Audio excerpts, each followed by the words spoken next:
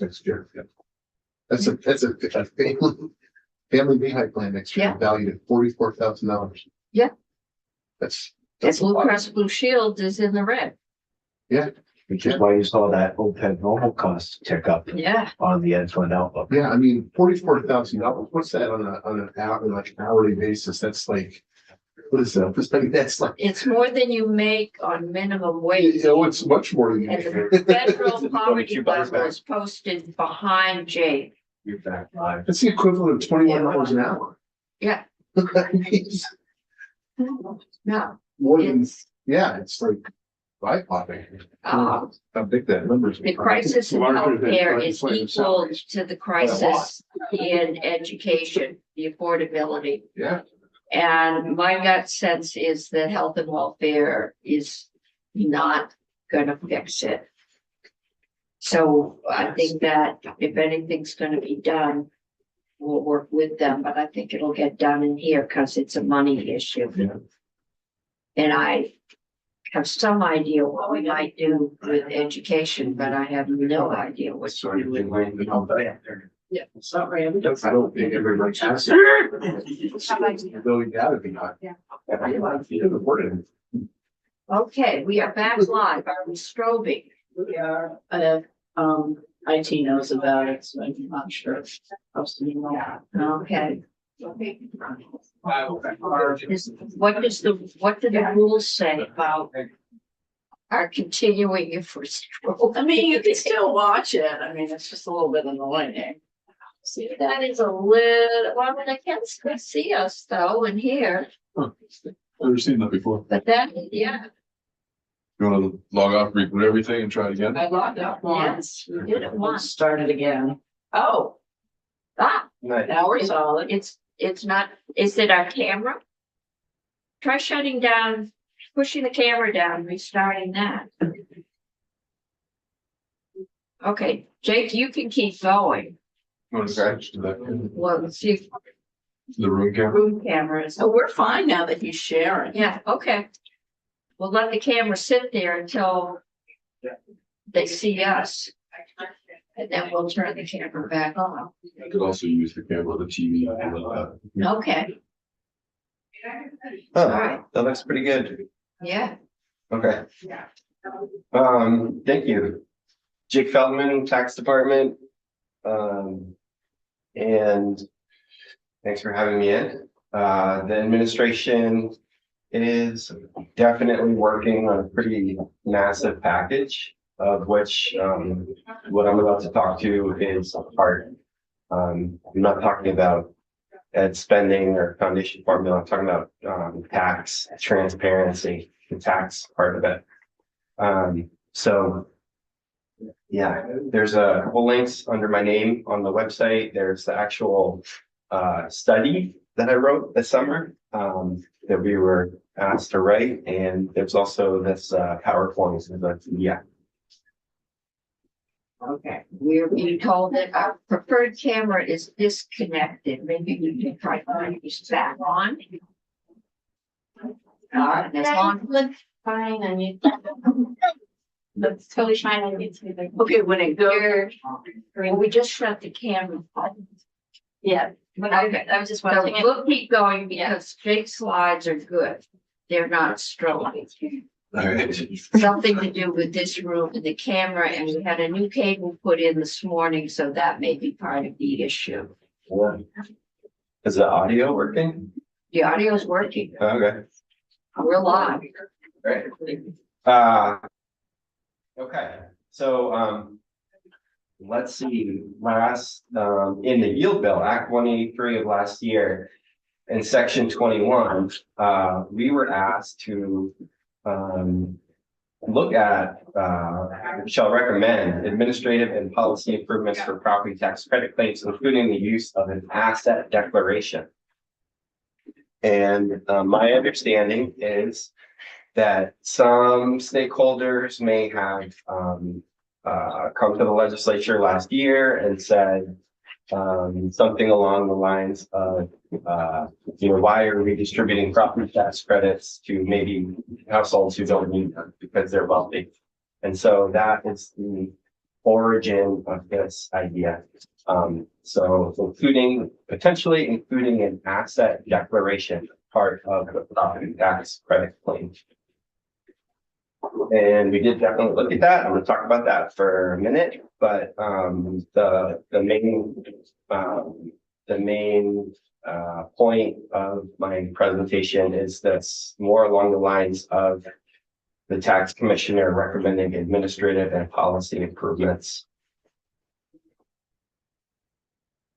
This committee did at one point Surprise, try and get at that because we asked that if you had any unearned income, you counted it twice in your income. Because we were told by the person that suggested it, who is a CPA, that the norm is you don't draw down more than 14% of your assets. So, every retiree in the state of Vermont wrote us a letter, and that went. Well, interest and dividends, over $10,000 for people under 65 are double counted in household income. If I'm getting that right. So there's that, which is like kind of like yeah. Yeah, But that's like one of the many complicated parts of household income. Yeah. Which is breathtakingly complicated. The tax department does not recommend including an asset declaration. This would be an administrative hurdle for the roughly 125,000 homesteads who apply for an income-based property tax relief each year. We were just talking about the household income form, which is complicated on its own. So imagine if people also had to fill out a similar form for the assets of all the members of their households. This would be very burdensome and not really realistic. You probably know that Vermont has an estate tax. Some people call it a death tax. Only about 100 people pay it each year. And they have CPAs to fill out the paperwork for them. They only have to pay it one time when they're dead. So I don't know, maybe that's a good thing. You're already dead, but you don't have to do the form. There's still taxes. But it's pretty hard. Valuing assets is really complicated. Like, how do you value your rare coins? How do you value your baseball cards, your paintings, your boats, whatever. It's sort of an uncharted territory. Related to that, there is no established process for taxpayers to value their assets, and there is no established process for the tax department to confirm asset values. Tax department gets tons of income data from banks, from employers, from all over the place because we have an income tax.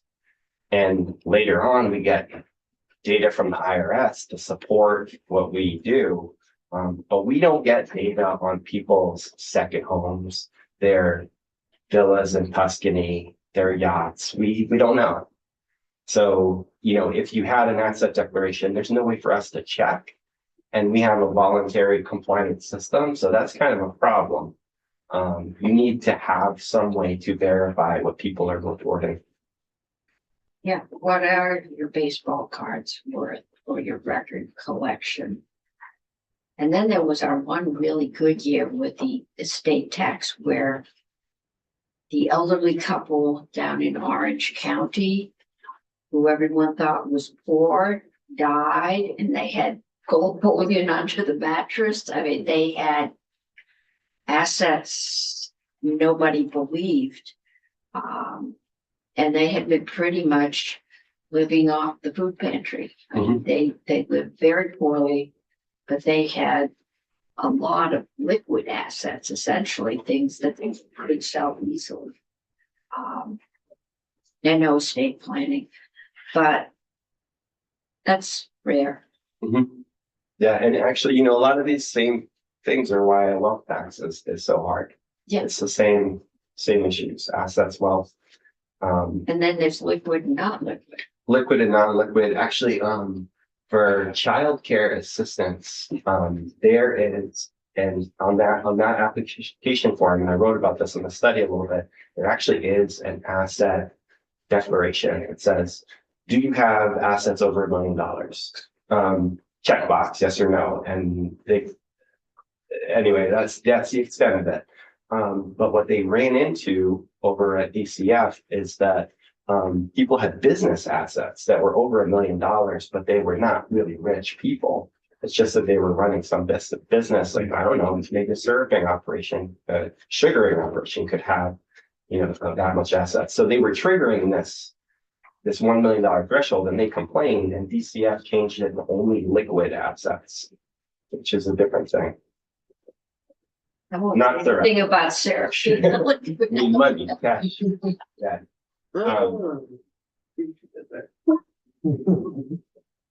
It is Friday afternoon. Yes. What you do is Special a bonus recommendation. for coming in on Friday. You have a recommendation. Yeah. They Can were you tell us coming. about it? Absolutely. Thank you. And it's related to this last point, Senator Hardy.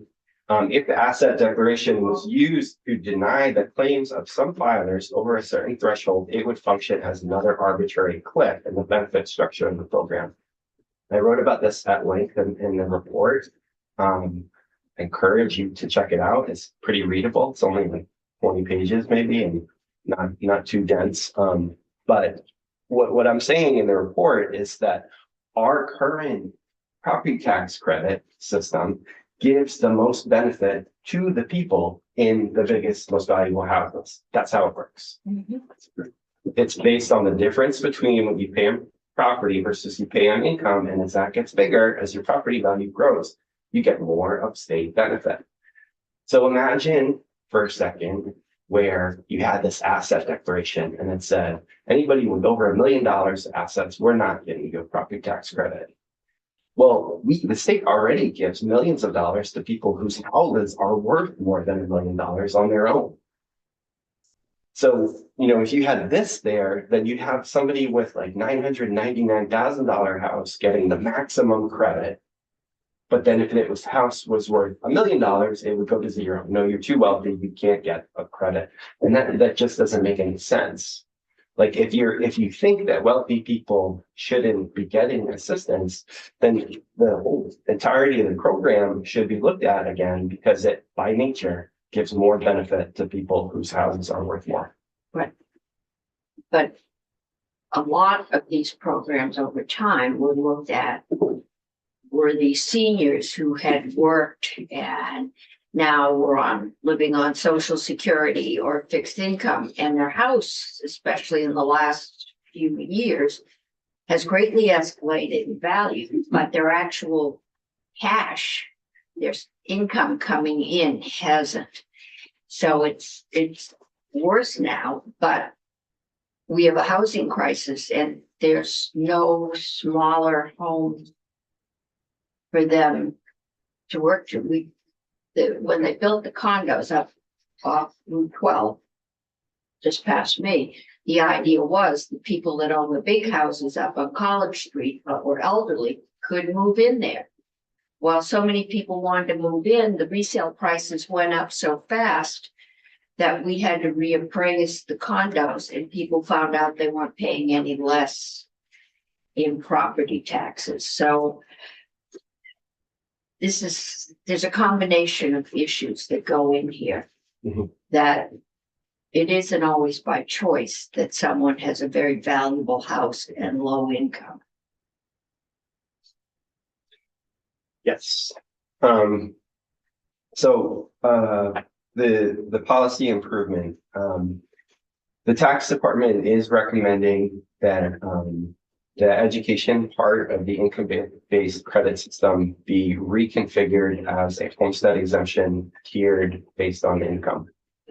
And I have to tell you up front that, and you'll see later on, this is a different benefit structure. It's not the same as now. You'll notice that on the household income column, like for how the benefit is structured, there is a cutoff at 47,000, just like the current system. There's a cutoff at 90,000, and there's a cutoff the end of the program would be 125,000, which is close to what it is now. The only reason that I chose those is because I'm trying to the best of my ability to minimize winners and losers. So if I had chose different household income cutoffs, then it would have created a lot of variances versus current law. But going with the places where there are cliffs or cutoffs in the current system helps to keep it as similar as possible. Okay, the 47, that's also municipal taxes. Is that included in here? Municipal taxes for now, I wrote about that in a report. For now, in the administration's proposal, it's going to continue as a credit applied to the bill. So it's separate continuation of current format. But to give a little explanation here, so if your household income is up to $47,000, you would have 60% of your house site exempt from the education property tax. And I included an extra 10% for seniors, try to keep that circuit breaker population's total tax liability similar.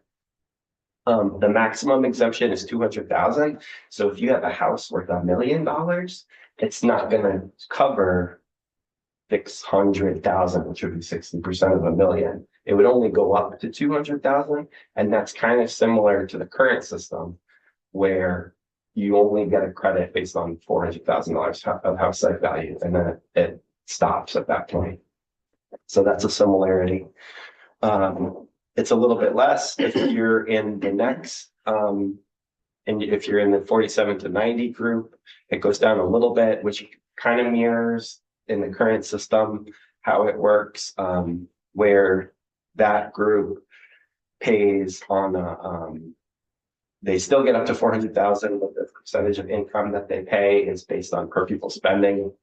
And then 90 to 125 is a smaller benefit, similar to now, where it only covers up to $225,000 of house site I value. guess the question is, how much of a change is that going to impact on someone's tax bill? Because if I'm looking at an 18% last year and I got,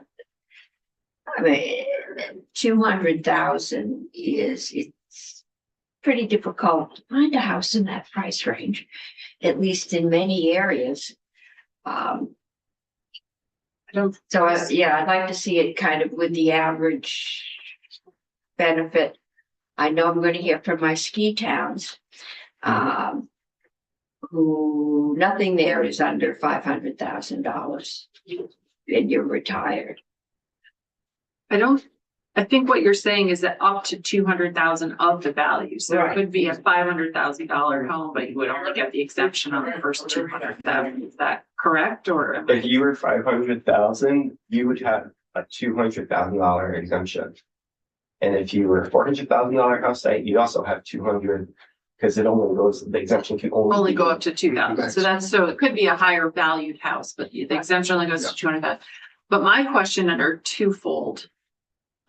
Is one, have you done the math with a bunch of different examples to see, like, on an individual basis, how much would this change somebody's individual? Because an exemption is different than a credit, as you know more than I do. And then the second thing is, what about the broader impact on the education fund, the cost of this to the education fund compared to what we're doing now? Yeah, it's a similar cost of education fund as current property tax credits. Okay.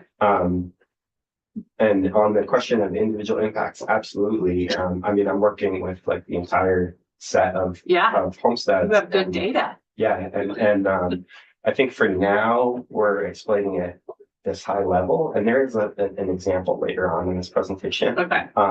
But I can come back with more detailed breakouts of income and property value combinations, so you can see how it's moving. I hear you, Ms. Pucci. So between these different categories, are there ramps or are they cliffs?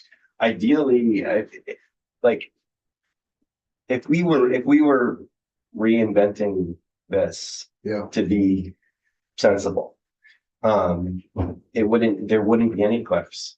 It would be, or they'd be minimized. okay, But because I'm trying to keep liabilities as close as I can get them, it mirrors the cliffs in the current system. oh, that's what you're saying. There's a cliff at 47,000. Yeah. There's a bigger cliff at 90,000. Okay. Please read the report to see why that's the case. And then actually at the end of the current system, there's a nice phase out. This has like a little bit of a cliff. Yeah. But it's similar cliffs. But I remember it used to be when I've seen your data in the past, there's a lot of people that fall right below 47, and there's a number of taxpayers that fall right below 90, and that would probably still continue. Yeah, that's not ideal. Yeah. Because somebody with 89,999 income is not different than somebody with 90,000. Right, right. So I Where's mean, the actual report? Is it, it's supposed to be linked right under my name. I didn't get. well, it's just it's the, $10. there's oh, it's misnamed. The report is your PowerPoint and the PowerPoint is. Uh, Sorry, It's also on the reports page, section of your website. got it. Okay. Can we post the report on our website? It is posted, it's just Okay. not called the report. And there's my little arrow. I'm gonna need that, I think. This has a major advantage. I know that probably a lot of you were on school boards at some point. I currently am on a school board. There is some major confusion in Vermont about who pays what for education. I am not supposed to comment at public comments at my school board. I'm not supposed to respond, but sometimes I can't help it. The police have not showed up yet. But somebody came in and said, and this was last year in FY25 with a big tax increase. And somebody came in and said, hey, look, in Montpelier, 2/3 of people pay on income, so they don't really need to worry about this anyway. And I, had to say that's not the case because it's not true. But there's this massive misconception that there are people who pay based on income who don't really need to worry about school budgets, and people who pay based on property, and they're the ones who are exposed. I mean, that's not true. But it's not, I don't think it's because people are being bad or trying to trick others. It's because it's hyper complicated. The truth is very complicated. So the way it actually works is, for house, and this is FY24, for households with income between 0 and 47,000, about 90% of them are paying on income. But what the rate, and this is ignoring the lag in the property tax credit system for a second, which I have to do, but the rates that group pays are locked in statute. They don't move with per pupil spending. That's the circuit breaker.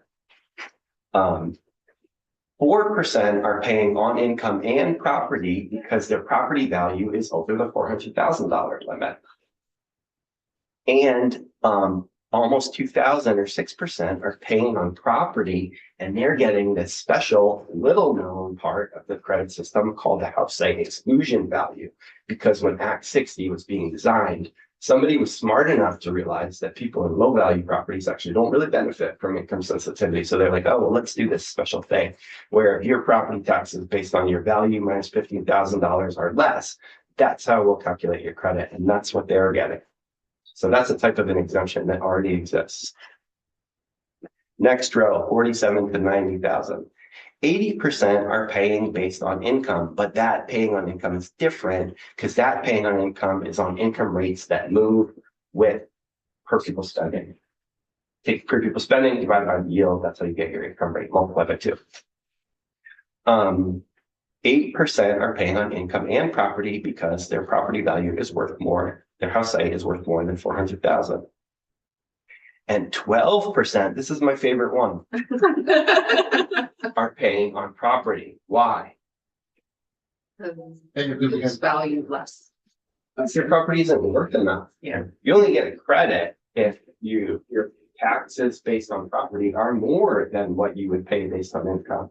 But if you're two people who live in Milton in a double wide worth $65,000 and you work at UVM Medical Center making $40 an hour, guess what? You don't get a credit because your property is not worth enough compared to your income. And there's 12% of the population. So when people say like, hey, everybody who has lower moderate income benefits from this, not true. You have to have a value of property that's valuable enough.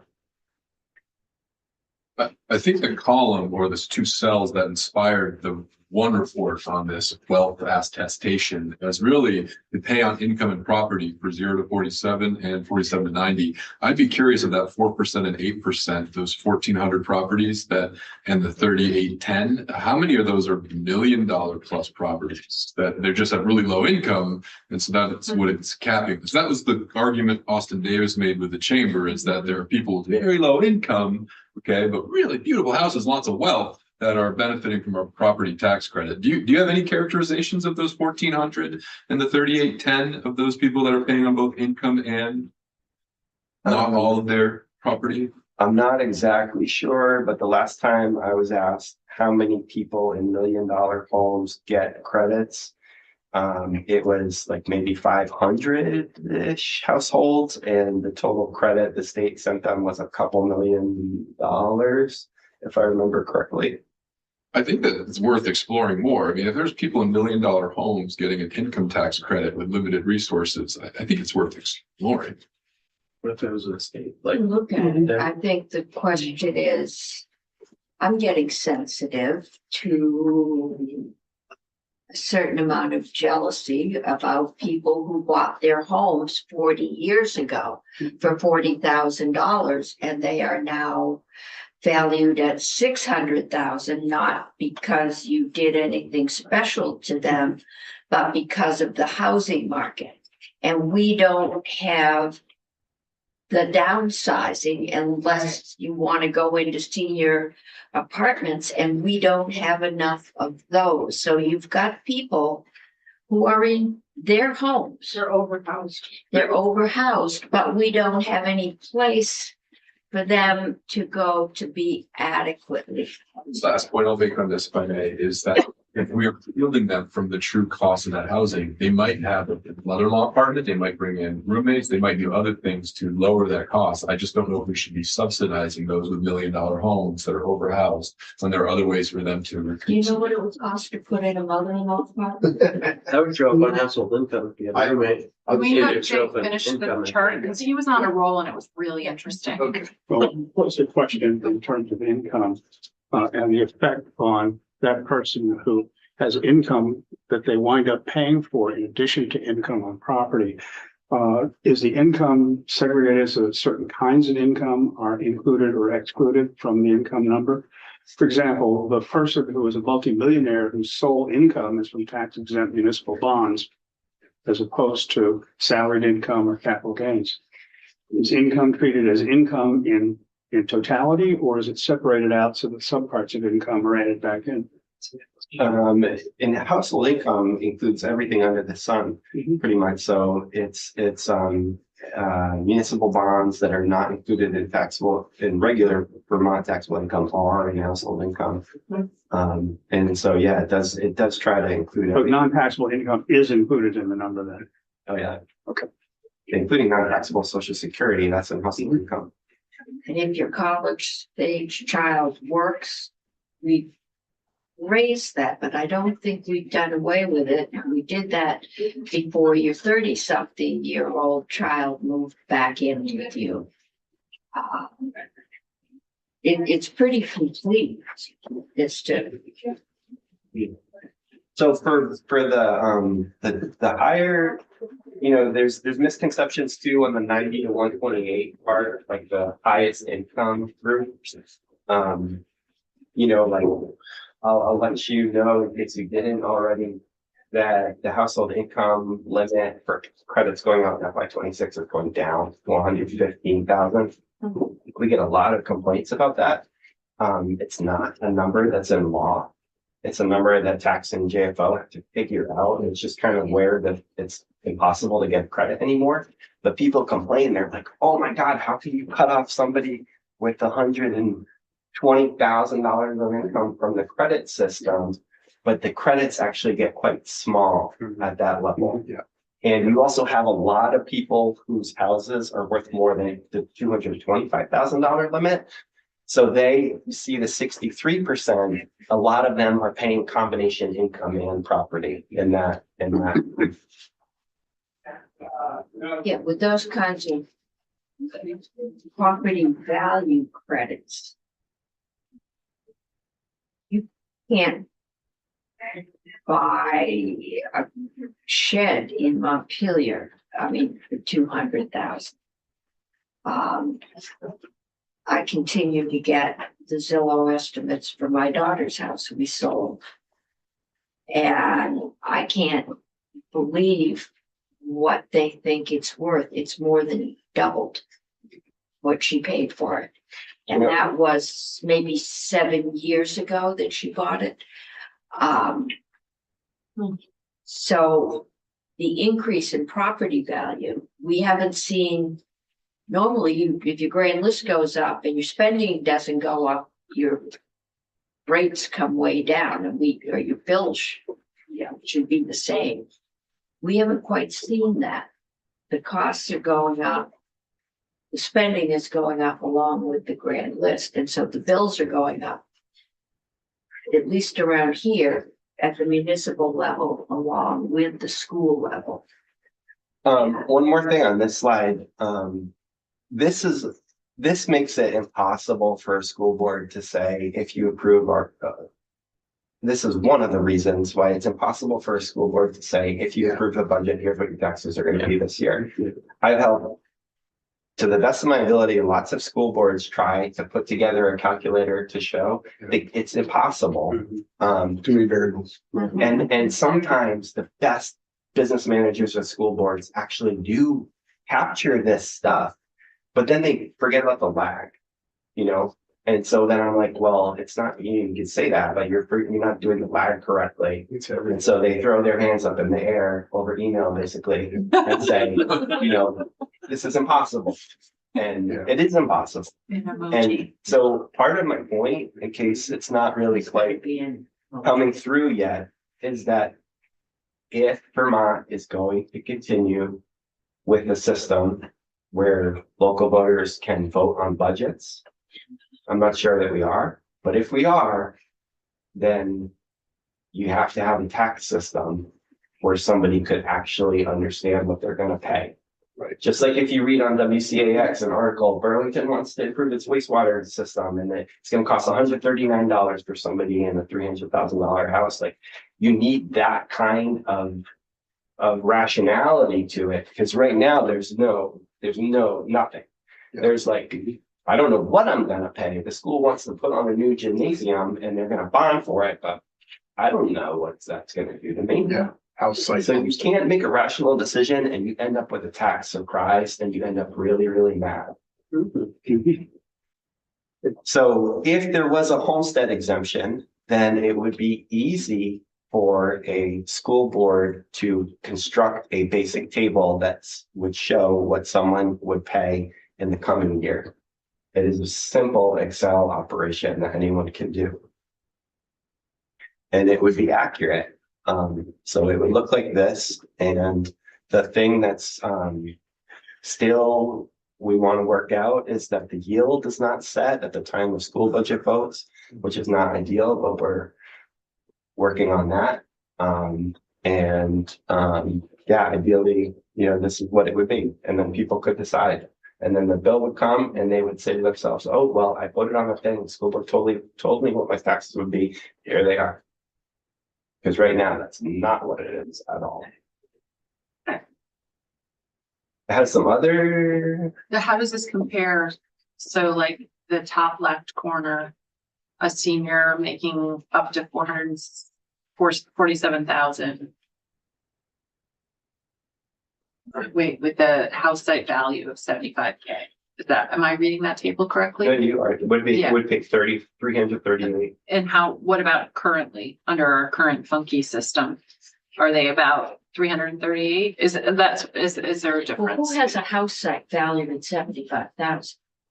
Well, regardless, I'm just wondering, have you done that in comparison? Yeah.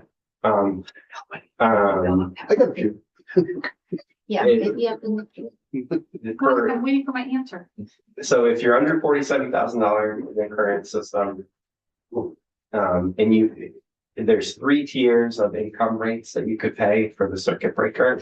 Kind of depends where you are under 47,000. But yeah, it would be roughly similar. You're gonna see when I come back and later in the slide that this proposal shifts the benefit from higher value properties towards lower value properties. Okay. That's what I was trying to figure out, like where the sort of winners and losers comparatively. Not that anyone would be able to tell except for somebody like you who can do all the calculations, but. That's a good thing. But, But yeah, no, it's a good thing, but just wondering like if somebody, how it shows it. Definitely from higher value property to lower value. Because like if you think about it, like I mentioned before, if you're in a lower value property, you may not get anything now. And the Right. current system, and this is saying if you're low income, you may get 50 or 60% off your house site. So that's much different. So that speaks a little bit to your question about the really high value houses. Do you need a cough drop? Because I have- or chocolate, whatever you want. That's cough drop. I'm happy to go get you water. Like, It is that we're buying the economy side pop drops in it. Excuse me. sir. Maybe we need an air to Oh, wow. Yes, much like Costco King.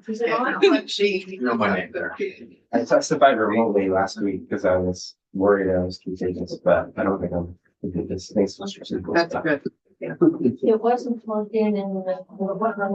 Okay, so a school board could make a table that looks like this and it would be accurate. So that's a pretty massive advantage. Check the plug Yeah. for the Christmas tree lights. And there are some other major advantages. There is a lag in the current system. This would address the property value part of the lag. And it would be sensitive to rate changes in the coming property tax year. Because your exemption is a percentage. And if your town is reappraising, this is kind of a big problem. You had towns that have reappraised lately and people's property values have gone way up. And remember, the credit is lagged, the current law credit is lagged. Oh, I see what you're saying. Yeah. So, we got some hard cases that we had to explain this year. But if you have an exemption of 50 or 60% and your property value is going from 100 to 300, then it's scaling with it. And same with rate changes too. It's moving as the rates go up, your value of that exemption goes up. But last year, the legislature had to do a funny patch on property tax credits, increasing them all by 13% to try to compensate for the lag in the system. Because property taxes were going up so much, but the credit was based on FY24. So they're like, how do we help out this group? Because their credit's not sensitive. So they bumped it by 13%, which costs, I don't know, $20 million or something like that. This is residential property. Last year, the first proposal that came to us was to raise the tax, I think, an additional 10% on non-residential in order to raise that money. That hit apartment buildings. It also hit all the subsidized housing units we have that can't raise their rent because it's based on the income of the occupants, which is frequently close to zero. And so we've got that whole thing to deal with at the same time. And depending on where we end up, the non-homestead property, probably in most towns now, are at a lower rate. They aren't. It's higher and more than 2/3 the Okay, last couple of years. because one of my towns, it passed 10 years ago. And another high value town, it's causing a severe amount of distress. Mhm. But 2/3, we are still below, okay. Or above, it's supposed to be above. This would be more beneficial to people in lower value homes, which are usually smaller homes. And it also would be more beneficial in towns with lower property values. Okay, You know, that's the kingdom. which may be places that historically are more reluctant to pass budgets. Yeah. So they would be getting some more benefit than the current program. There's situations in the current law where, I should say but there are situations in the current law where people can pay 0 or actually even negative for education property taxes, where their towns actually have to give them a check because of the lag in the system, because of some other things, but this would make that impossible. And with a 13% bump of last year, there were many more of these situations. This is easy to understand, and it's very common in other states. What Vermont does is not common in other states. An income-based credit based on the prior year applied to the coming year's property tax bill doesn't exist. And that's in the report, I'd say, we have this juxtaposition between local voters deciding budgets, and which is, exists in some places, but we have that hyper local control juxtaposed with a hyper complicated property tax credit system. So those things don't work together. But homestead exemptions are very common in other states, as are some of the things like property tax deferrals, which address what you were talking about, Madam Chair, where somebody is on a fixed income, but their property has appreciated in value. Deferrals are very common. There's 30 states that have them, but a deferral is a situation where a property owner says, I would like to defer some of my property taxes until the time the property is transferred. Similar to a reversion. Maine has one.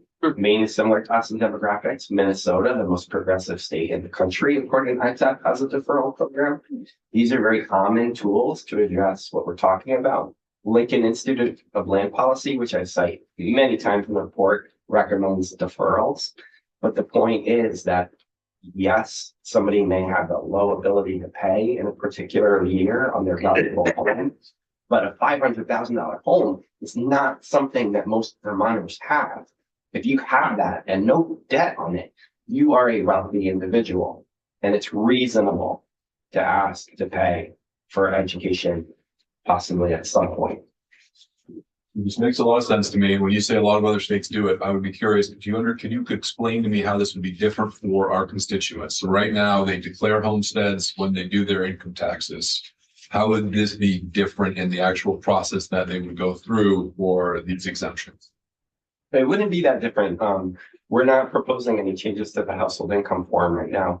What would happen is, instead of the tax department writing a letter to the property owner saying, we've calculated your credit, it was $3,400 for the coming year. The tax department would send the person a letter and say, based on your income, you qualify for an exemption of 50% or whatever for the coming year. And we would also communicate that to the town. We'd say, please knock off $50,000 from the house site value of its property owner at span, whatever. So it was just that when they do their Vermont income taxes, they declare the homestead in a very similar process, and that will affect their property tax payments for the coming year. Yes. Yeah. So administratively, it's similar. Benefit wise changes Your next slide. Okay, I think this is what you're curious about. And these pictures are fully licensed. But you have this nice house here on the left with the picket fence. Maybe it's worth $400,000 and you have income of $50,000. And in FY 25, real numbers working behind the scenes here. So not invented, but their taxes in the house on the left would be $6,065. They would get this $4,580 credit based on their income. And I'm ignoring the fact that that's actually going to be applied to FY 26 right now because of the lag in the system. I'm imposing it on the year that it was earned. So they pay $1,485. Next house is only worth $100,000, no picket fence, 1 story, maybe 1 or 2 bedrooms, maybe in a different town. Taxes based on property are $1,516. They do get a very tiny credit from the state of $31, and they pay the same $1,485 in taxes. What would it be under an exemption? Well, they would both qualify, I think, for 50% exemption based on their income. So the first household's taxes would go up by quite a bit. And the second household's taxes would go down by a decent amount.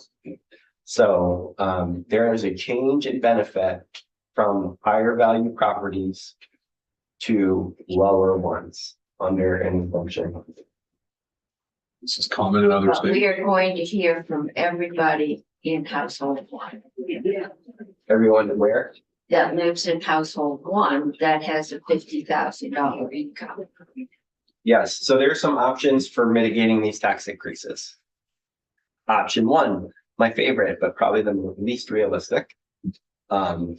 Some major education finance change that happened at the same time as this that lowered everyone's property taxes. We're looking. Um, Do you have details? I'm in on that. Yeah. Yeah, so that would help a lot. Yeah. The smaller house would win even bigger and it wouldn't hurt so bad in the big one. So that would be great. Now, more realistic, we could reconfigure the circuit breaker to pay it out, not as a credit on the bill, because that's kind of the problem here, but it would be smaller and it would be come through as an income tax refund. That is a possibility. That makes it more complicated too, right? It's a little bit more complicated, but it would keep it off the bill, which is really the goal, the property tax bill. It would continue to have everybody paying based on property. But it would fix the liability to some extent. Could fix it that way. And then, like I mentioned, deferral programs are super common. And 30 states have them. That's how states solve for this problem. Your house rich, your income poor, what do? We allow you to defer some of your property. We don't have that at all here. No. It's only, so when I bought my house, there was, is it just unpaid property taxes that if somebody's late on their property taxes, they might get paid at closing? If you haven't paid till you have. Yeah, exactly. Essentially, if somebody hasn't paid their property tax bill for the last couple of years, the town hasn't gone to No, that. to tax sale or anything, but Proceed. it just gets taken care of in the sale of the house. Yes, it gets. That's like a delinquent situation. Yes, it's This is an elective thing with, say, like, I choose to defer $1,500 of my taxes in the coming year. and so it's the taxpayer's decision they can defer part of it, not even all of it if they wanted to. There's always limits.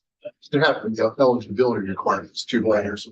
Yeah, eligibility requirements definitely. Deferral programs tend not to be that popular. The reason is because you have to charge interest on the back taxes just because of time value of money. And B, you have to put a lien on the property so that to make sure you collect the taxes. You do have liens and current leases.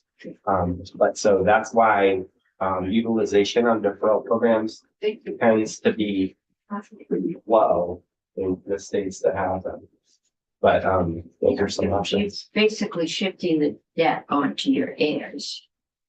Plus the interest. So it would be cheaper for your heirs to help you pay for your property taxes now if they're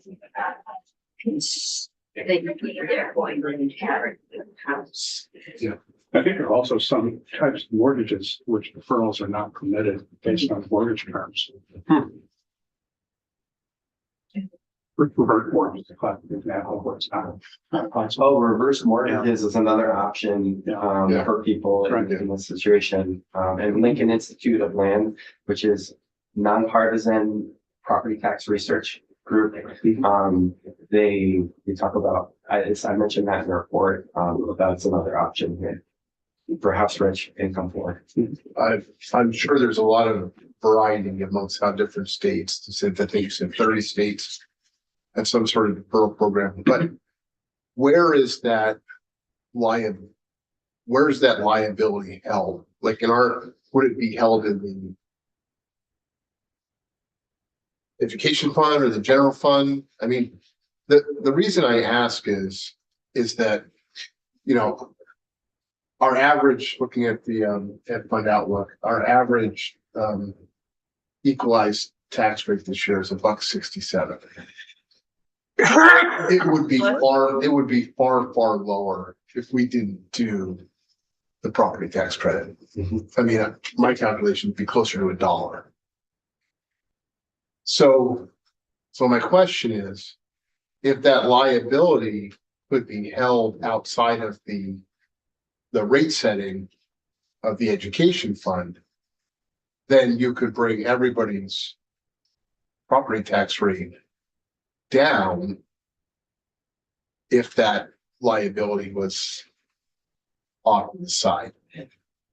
Where do you? Yeah, so the way I'm imagining the deferral is like sort of a supplement for just certain lower income people who maybe have higher value properties who like that picket fence property. So on the, it would be a limited population, and the extent to which they actually elect to do the deferral, it might be pretty limited based on what I've talked to other states about. So it may not be that much money. The treasurer seems to have very creative ideas for turning $1 million into $100 million. So maybe you could isolate it somewhere else. The reason I think about that is because, kind of the dirty little secret of the property tax credit program as it exists right now is that not everybody that receives a property tax credit benefits from the property tax credit program. Right. And what I mean by that is that they're paying more than they would pay if we just didn't have a program at all. And so if you could defer it outside the ed fund and outside the rate structure, everybody would get that lower rate like there was no property tax credit program. And as long as interest is being paid on whatever that liability is, you could bring everybody's rate down significantly. It's only 153 million. So I don't think you bring it down 67 cents, more like 15 cents maybe, right? I don't think I don't so. know how. Julia can do the calculation for us, but And it would be Brings it down everybody would defer, so it's. that's right. That's right. Remember in the Pickett, the example that Jake gave us, right? Or Senator Cummings, or somebody that's had a house for 40 years. Somebody that's had a house for 40 years, or somebody that's in a 5,000 or 5,400 situation, that person either does not have a mortgage that's attributable to the acquisition of that property, or they had a huge chunk of money they could put down to afford a $400,000 house with $50,000 of income. Banks don't lets people buy more than $400,000 if they have $50,000 of income. No, they don't. Yeah. I'm glad there's. How, have you chose this to in the past? No, we've certainly pointed out some issues with the property tax credit system, but this study sort of gave us, it said, recommend some administrative and policy improvements, so that's what we get. Awesome. Yeah, that's good. Thank you. Okay. Yeah, my pleasure. I mean, I've been working on this for like 10 years. Wait, this report? No, but this idea, like, I remember with Governor Shumlin when I started, like, we were always looking at overhoused people. So we were talking about, like, you know, and the governor's office was very curious about it, but we never really proposed anything. In Act 11 of 2018, the maximum house height went from 500 to 400 for households under $90,000 of income. But that's the only real kind of movement in this direction. So that makes me wonder, have you played around with changing the house site values and the income value? You're doing the 47 to 125 because that's what's in current law. Like, that doesn't mean those are the best numbers. Have you messed around with maybe trying to optimize what would be the best numbers for both the house site value and the income levels? Well, I think I have it optimized for minimizing tax impact. Like, ideally, you want to do something where people don't feel it very much. It's a very sensitive time to be changing people's property taxes. So I think I have it. I had to have it configured that way. Okay. But I haven't. Yeah, that's been the goal all along. Even still, you have the big variance like I showed in the last example. Mhm. What's really going through my mind is your household one and household two, the picket fences and the non-picket fences is one question. Does that household two truly exist? Are there $100,000 homes in Vermont out there? Okay.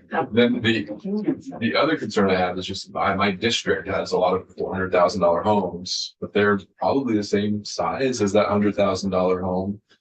And just the cost of living sometimes in higher density areas. So I just worry about the shock that this will do to a lot of people with a lot of home wealth. So I guess the appraisal process might tie into this, as long as we can get consistency in how houses are appraised across greater regions. So it's not locally decided by locally elected listers. I'm just worried about household ones in my district. Yeah, no, I mean, in aggregate, Yep. you would see a shift in benefit from places, you know, that have more property wealth towards places that have less. Yep. That's sort of undeniable. So it's really a question of those last three options for addressing changes. So living high on the hog, they're making $50,000 a year and they're just trying to live close to where they work. So they've got a $400,000 home. I don't think they can afford another $1,500 a year in taxes. I mean, the other thing to know about is Vermont's system is super unique.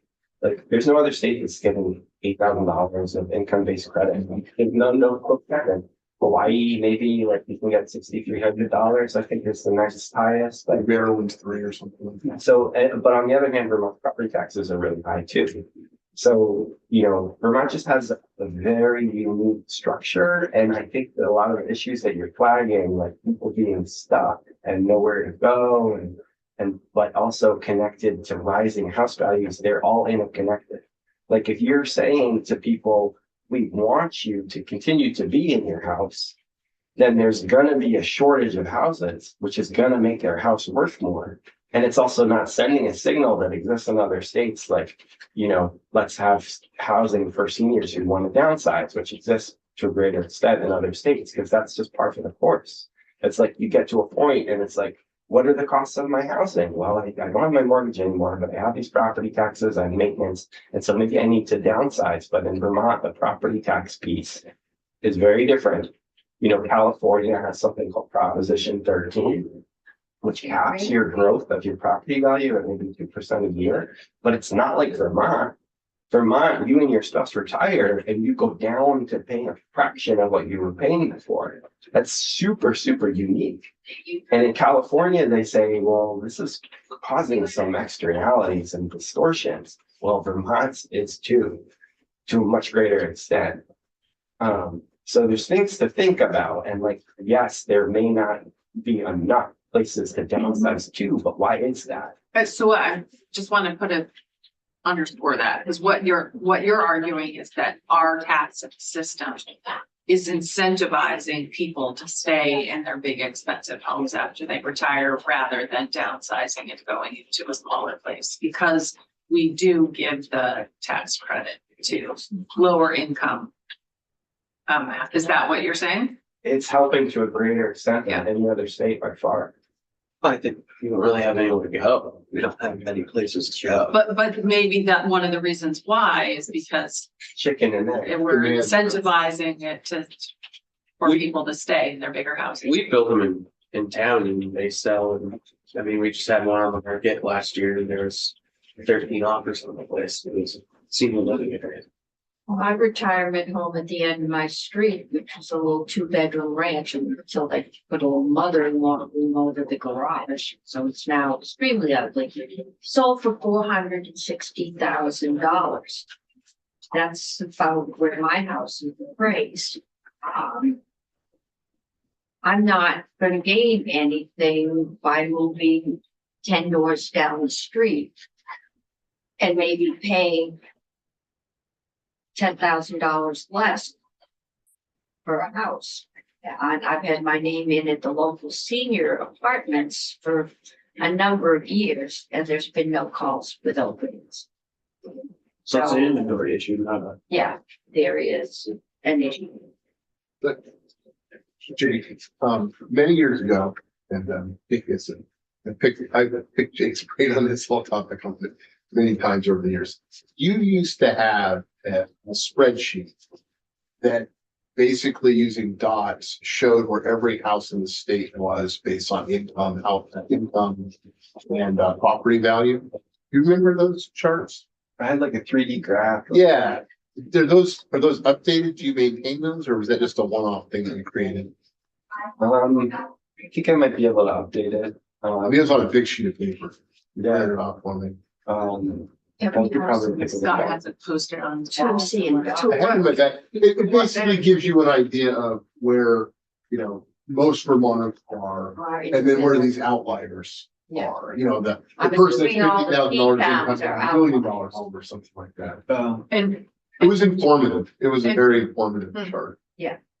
administratively, would this be, it seems like this would be easier to administer just because you could put it on spreadsheet, but transferring from our current system to this one, could it be, how long would it take? Like, do you need 2 tax years to do it, or just what?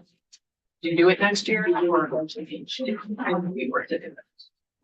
I think there's a bill coming with this in it, and the effective date, I don't remember if it's FY 27 or FY 28.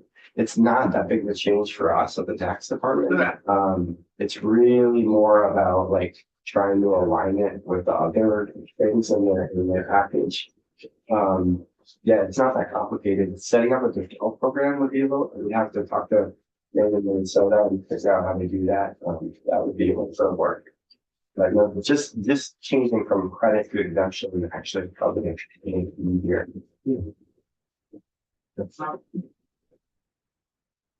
It is past 3:30. I told you I would have you out of here.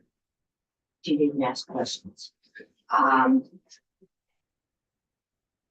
Gives us a lot to think about.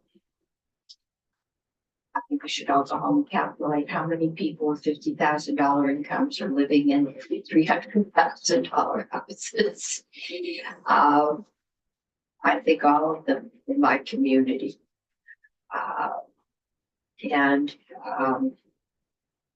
We'll see. This is a first draft. There's an awful lot of other things this coming attached to. This one can be isolated out and done, and it can be transitioned in. deferral sounds nice, but it doesn't.